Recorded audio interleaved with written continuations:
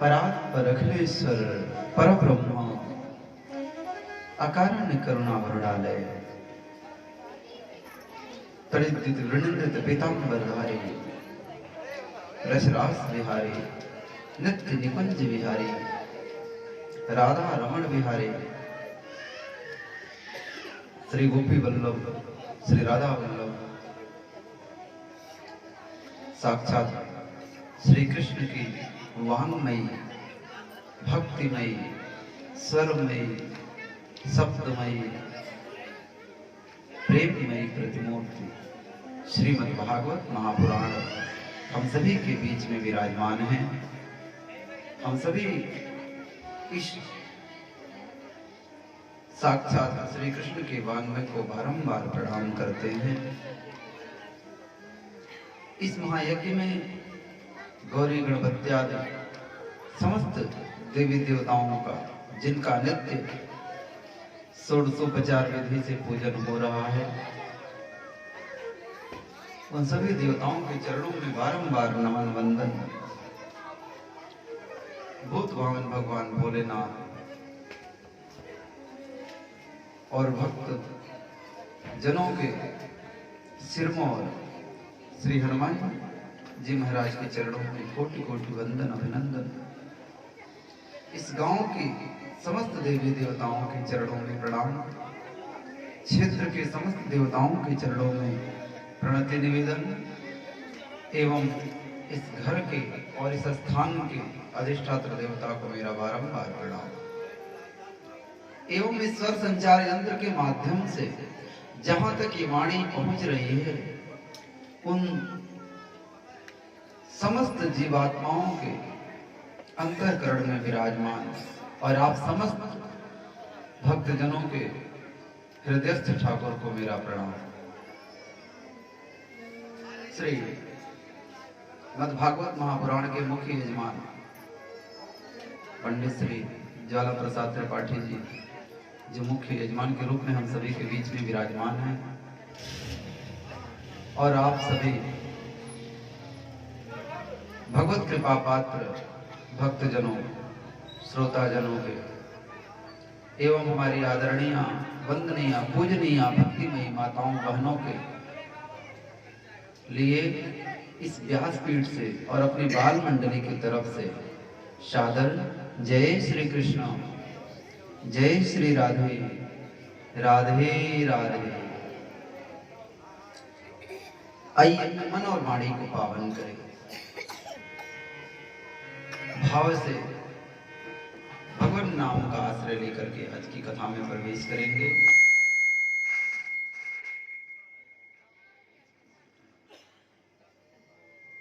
राधा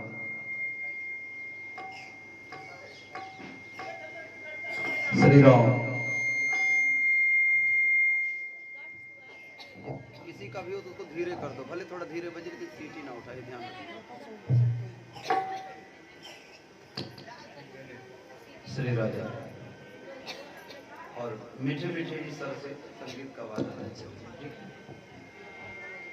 भाव से ताली की सेवा करते हुए प्रेम से सभी लोग गाएंगे।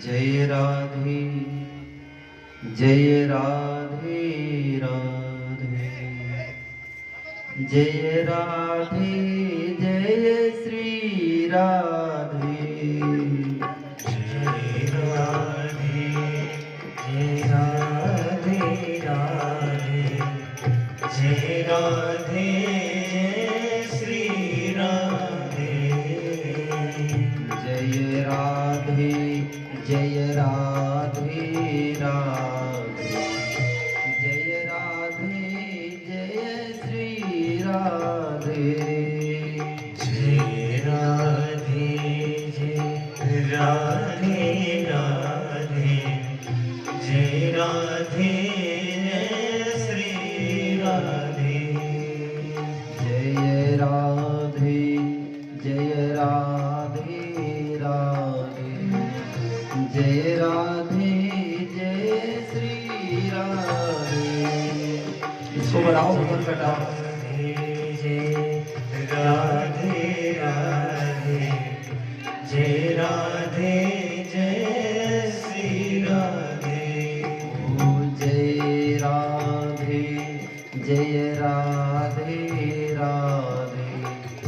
जय राधे जय श्री राधे। भाव से गाने राधे राधे जय राधे जय श्री राधे। ओ जय श्यामा जय श्यामा श्यामा जय श्यामा जय श्री श्यामा। जय श्यामा जय श्यामा श्यामा जय श्यामा जय श्री श्यामा। जय श्यामा जय श्यामा श्यामा जय श्यामा जय श्री श्यामा। जय श्यामा जय श्यामा श्यामा जय श्यामा जय श्री श्यामा। ओ जय राधे जय राधे राधे जय राधे जय श्री राधे। जय राधे जय राधे राधे जय राधे जय श्री राधे। जय राधे जय राधे राधे जय राधे जय श्री राधे। जय राधे जय राधे राधे जय राधे जय श्री राधे। जय राधे जय राधे राधे जय राधे जय श्री राधे। जय राधे जय राधे राधे जय राधे जय श्री राधे। जय राधे जय राधे राधे जय राधे जय श्री राधे। जय राधे जय राधे राधे जय राधे जय श्री राधे। जय राधे जय राधे राधे जय राधे जय श्री राधे। जय राधे जय राधे राधे जय राधे जय श्री राधे। जय श्यामा जय श्यामा श्यामा जय श्यामा जय श्री श्यामा। जय श्यामा जय श्यामा श्यामा जय श्यामा जय श्री श्यामा। ओ जय श्यामा जय श्यामा श्यामा जय श्यामा जय श्री श्यामा। जय श्यामा जय श्यामा श्यामा जय श्यामा जय श्री श्यामा। जय श्यामा जय श्यामा श्यामा जय श्यामा जय श्री श्यामा। जय श्यामा जय श्यामा श्यामा जय श्यामा जय श्री श्यामा।